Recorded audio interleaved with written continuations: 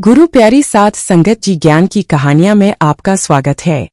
कहानी सुनने से पहले कृपया हमारे चैनल को सब्सक्राइब जरूर करें और साथ में बेल आइकन को भी दबा दें ताकि हमारे नए वीडियो का नोटिफिकेशन आपको मिल जाए। और अगर वीडियो अच्छा लगे तो कृपया लाइक, कमेंट और ज्यादा से ज्यादा शेयर करें। यह बात तब की है जब गुरु नानक देव जी तेमिनाबाद में थे। वहां का एक शासक पठान था। पठान शासक का पुत्र बीमार हो गया। एक दिन उसने मलिक भागो से कहा, मेरा बेटा बीमार है और उसकी हालत दिन ब दिन बिगड़ती जा रही है। कोई भी दवा काम नहीं कर रही है। तब मलिक ने कहा, महामहिम, पवित्र लोगों की प्रार्थना में बहुत शक्ति होती है। यदि कोई संत आकर आपके बेटे के स्वास्थ्य के लिए प्रार्थना करेगा तो वह ठीक हो जाएगा, लेकिन संत के पास चमत्कारी शक्तियां होनी चाहिए। सच्चा संत वह है जो भगवान के प्रेम में डूबा हुआ है। खान ने पूछा, चमत्कारी संत कौन है? मुझे कैसे पता चलेगा?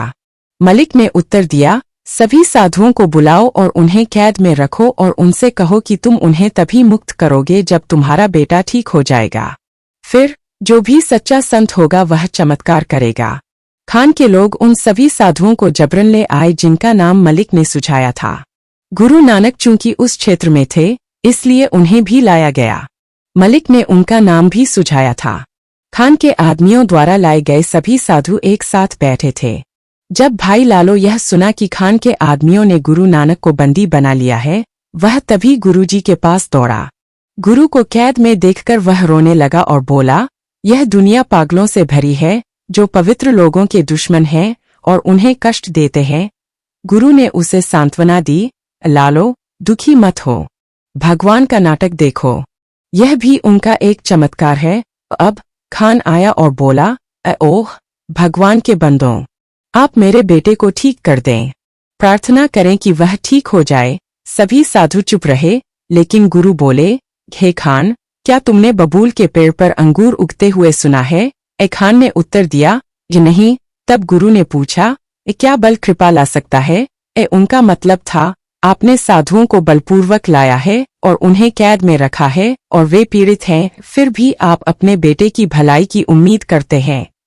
तुमने उन्हें कष्ट पहुंचाया है। पीड़ित मनों से कृपा कैसे आ सकती है?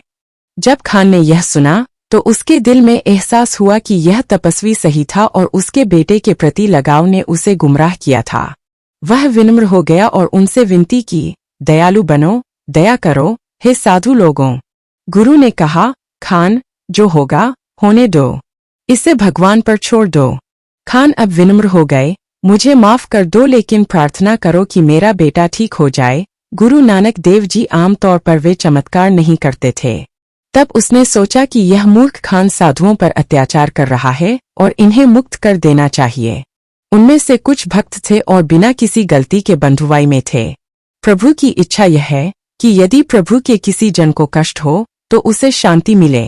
प्रभु दुखों को दूर करने में प्रसन्न होंगे क्योंकि वह धर्मपरायण लोगों से प्रेम करते हैं।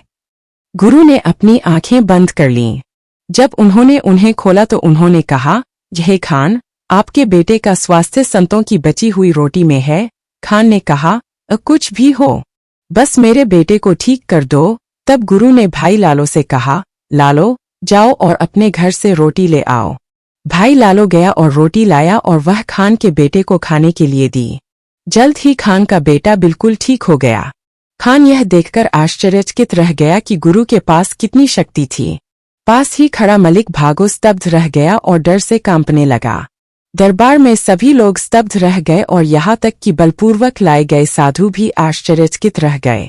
अगले दिन मलिक भागो गुरु के पास आया और बोला, मैंने आपका अपमान किया है, क्षमा चाहता हूँ।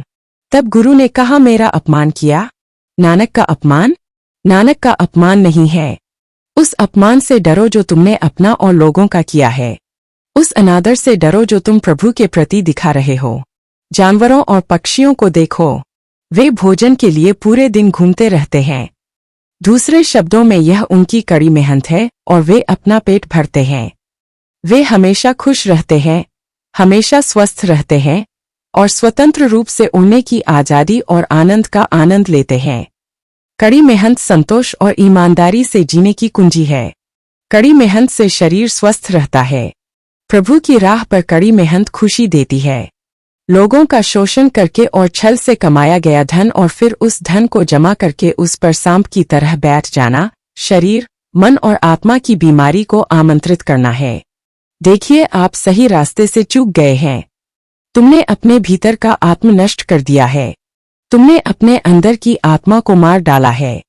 अपनी अंतरात्मा पर दया करो। अपने निर्जीव अंतर्मन को जगाओ। अपने भीतर प्रभु नाम का अंकुर रोपें। प्रजा के प्रति क्रूर होने के कारण तुम्हारा मन मलिन हो गया है। ऐसा मन रुग्ण एवं निर्जीव होता है। मलिक भागो को पश्चाताप हुआ। उसने कहा, परम पावन, मेरा मन हिल गया है।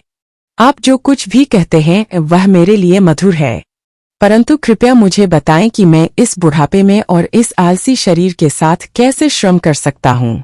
गुरु ने उत्तर दिया, सिंहासन पर बैठा राजा श्रम है।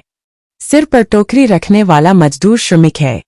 दुकान पर सामान तौलने वाला दुकानदार श्रम है, यदि वह भगवान का सम्मान करता है और उससे डरता है। आपका अधिकारी होना श्रम है, यदि आप ईमानदार हैं, रिश्वत नहीं लेते और क्रूर नहीं हैं। यदि ईमानदारी से किया जाए तो सभी व्यवसाय, सभी नौकरियां काम हैं। चाहे किसी को नौकरी दी गई हो या वह खुद का चुना हुआ काम हो, बेईमानी मेहनत पर पानी फेर देती है। एक मजदूर जिसके सिर पर टोकरी है, एक पंसारी जिसके पास तराजू है, एक अधिकारी है, एक राजा है जो तराजू रखता है। न्याय, संत का उपदेश, सब काम है, यदि बिना किसी धोखे के किया जाए। यदि आप काम करते समय अपने दिल में भगवान को याद करते हैं तो सब कुछ भगवान की कृपा बन जाता है। दिन भर अपनी जमीन पर पसीना बहाने वाले किसान से कर चुकाने के बाद पैसे लेना, यह किसान को लूटने के समान है। फिर किसी व्यापारी को डरा धमकाकर या डरा धमकाकर पैसे लेना उसका खून निचोड़ना है, उसी तरह जैसे आप खून पाने के लिए किसी जानवर की गर्दन काटते हैं। किसी की ईमानदार मेहनत की कमाई से जबरन पैसा लेना उसका खून चूसना है। गुरु जी के वचन सुनकर मलिक भागो गुरु के चरणों में गिर गया। तभी खान आया और गुरु के चरणों में गिरकर क्षमा मांगी। गुरुजी ने कहा, तुम दोनों जाकर साधुओं से क्षमा मांगो। वे साधुओं से क्षमा मांगने गए और सम्मानपूर्वक उन्हें मुक्त कर दिया। मलिक भागो ने रिश्वत लेकर जो धन एकत्र किया था उसे उसने बांट दिया और एक धर्मात्मा व्यक्ति बन गया। वह भगवान का नाम जपने लगा और उचित न्याय करने लगा। वह ईमानदारी की कमाई से संतुष्ट हो गए।